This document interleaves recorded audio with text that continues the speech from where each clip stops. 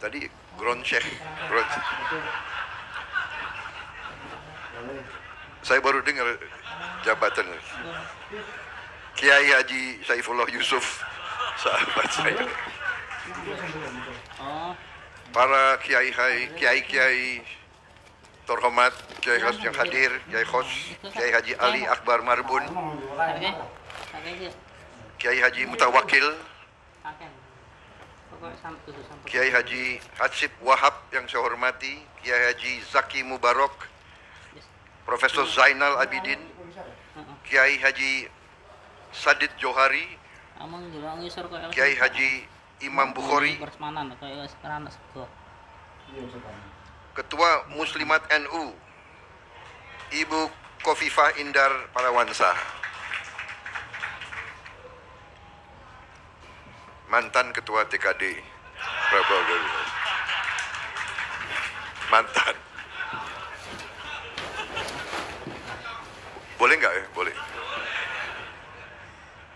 Ketua Fatayat NU, Ibu Margaret Aliatul Maimunah, Wakil Presiden Republik Indonesia terpilih, Saudara Gibran Raka Buming Raka yang saya hormati, para Menteri Kabinet Indonesia Maju, yang hadir Menteri Agama Gus Yakut Khalil yang saya hormati, Menteri Investasi Saudara Bahlil Laha Dalia yang saya hormati,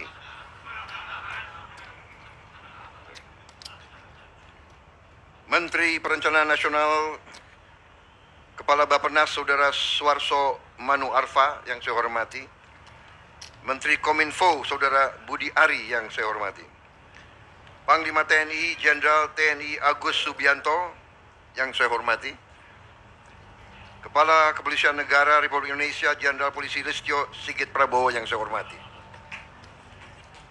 para duta besar negara-negara sahabat dan perwakilannya yang hadir di sini, hadir Duta Besar Palestina, Duta Besar Arab Saudi, Duta Besar India, Singapura, Duta Besar Uni Eropa, Duta Besar Brazil, Duta Besar Yordania, Duta Besar Maroko, Duta Besar Malaysia, Duta Besar Inggris Raya.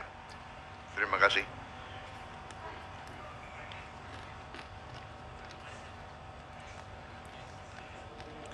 Yang saya hormati para kiai, para nyai, habaib dan seluruh pengurus PBNU, pengurus Muslimat, pengurus Ansor, pengurus Pusat Fatayat, IPNU, IPPNU, serta para ketua pengurus wilayah NU seluruh Indonesia yang saya hormati. Pertama-tama saya ingin ucapkan terima kasih atas kehormatan yang besar diberikan kepada saya untuk hadir di acara halal bihalal PBNU, dan juga tidak hanya undangan, tapi undangan yang diakui sebagai keluarga daripada Nahdlatul Ulama. Memang saya merasa dekat dengan NU dari sejak muda, karena orang kalau bertanya kenapa seorang prajurit atau seorang tentara itu dekat sama kiai, sebenarnya itu sangat-sangat sederhana. Karena seorang prajurit itu dari muda sering dikirim ke daerah berbahaya menghadapi maut. Jadi kalau orang menghadapi maut itu yang dicari kiai. Jadi tidak usah aneh kenapa saya merasa dekat sama NU.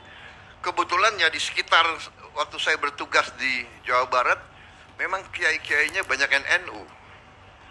Jadi di situ secara alamiah. Dan ini saya kira berlaku ya Pak Panglima dan Pak Kapolri. Kita ini profesinya selalu menghadapi bahaya, tiap hari menghadapi bahaya. Makanya tidak aneh kalau polisi dan tentara itu selalu yang dicari kiai.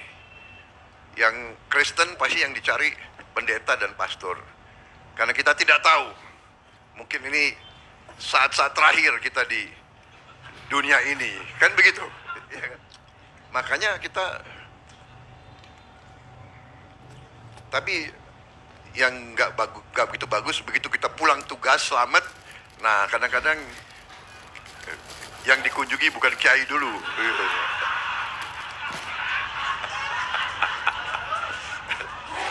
Jadi inilah fenomena. Kalau menghadapi saat kritis yang dicari NU, ya kiai-kiai dicari. Tapi saya minta maaf, saya tidak akan lupa. Jadi saya masih utang. Saya ingat utang itu nggak bisa dilupa. Saya masih utang tidak datang ke beberapa pesantren-pesantren penting yang kemarin banyak merestui perjuangan kami. Saudara-saudara sekalian, terima kasih, dan dalam suasana halal bihalal saya pun atas nama pribadi juga atas nama wakil saya, kami mohon maaf lahir dan batin atas mungkin kekurangan-kekurangan kami, kesalahan-kesalahan kami, salah tutur dalam berkata, bertindak dalam saat-saat yang lalu. Kami mohon maaf, dan kami sangat-sangat berterima kasih atas tadi pernyataan komitmen bahwa NU, keluarga besar NU akan mengawal dan mendukung pemerintah yang akan datang.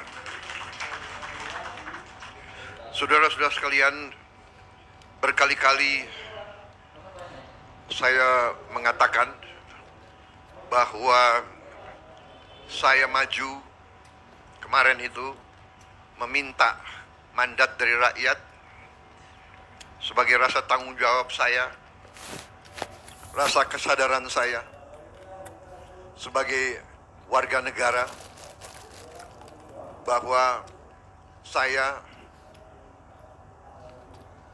merasa dapat berkontribusi untuk memberi solusi-solusi terhadap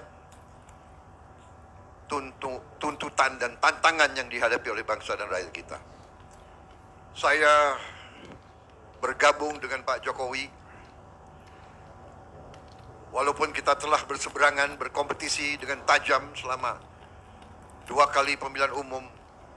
Begitu beliau mengajak saya kira saya berpikirnya itu mungkin hanya setengah jam. Dan saya mengatakan saya gabung. Saudara-saudara, saya bergabung dengan penuh kesadaran bahwa tantangan yang dihadapi oleh bangsa kita sekarang tidak semakin mudah dan tidak semakin sederhana. Dengan ajakan Pak Jokowi untuk bergabung, dengan saya masuk ke pemerintahan, dengan saya ikut dari dekat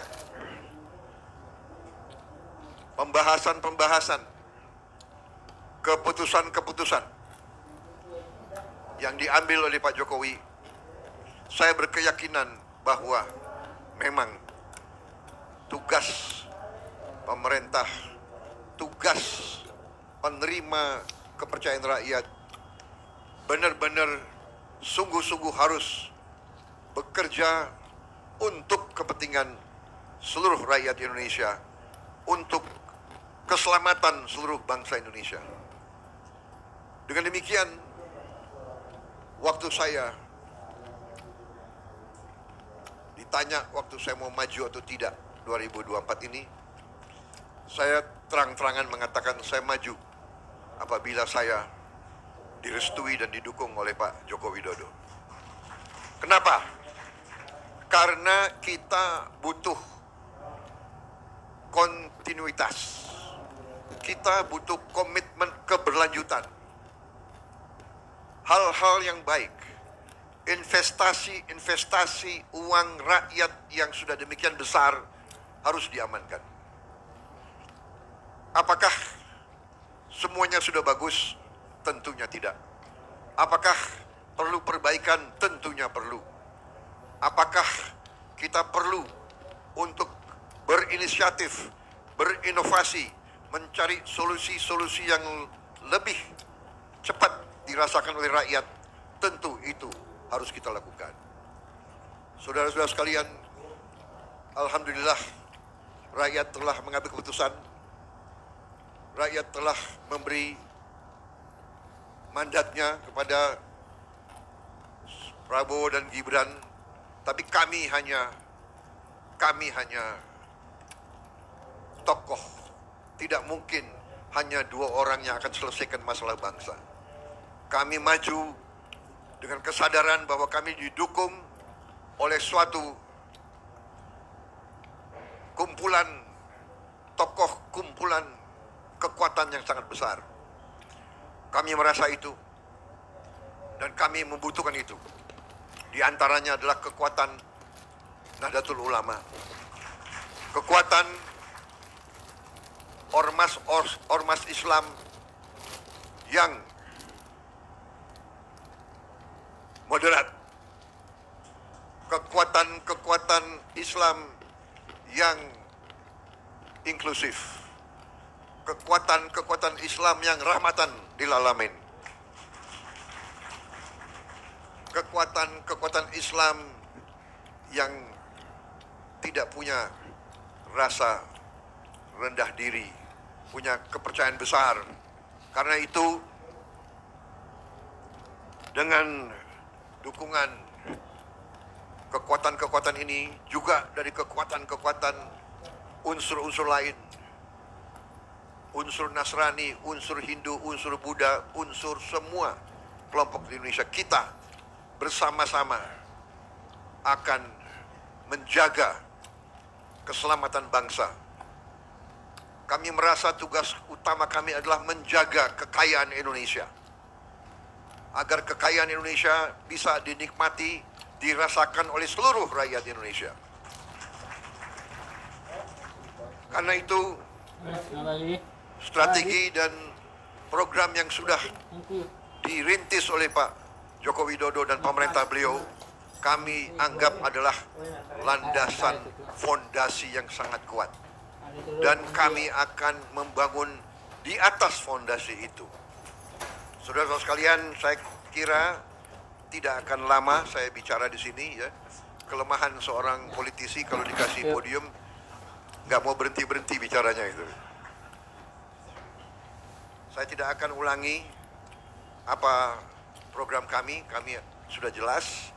Tapi intinya adalah setelah saat-saat ini menunggu penyerahan mandat yang final tanggal 20 Oktober yang akan datang, masa ini kami gunakan sebenar-benarnya dan sesungguh-sungguhnya untuk menyiapkan diri.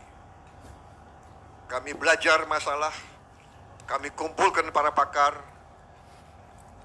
kami diskusi dengan semua unsur untuk kami rumuskan langkah-langkah sehingga tanggal 20 Oktober nanti dengan penyerahan mandat tidak akan ada vakum, tidak akan ada waktu yang terbuang. Dan untuk itu saya harus sampaikan di sini,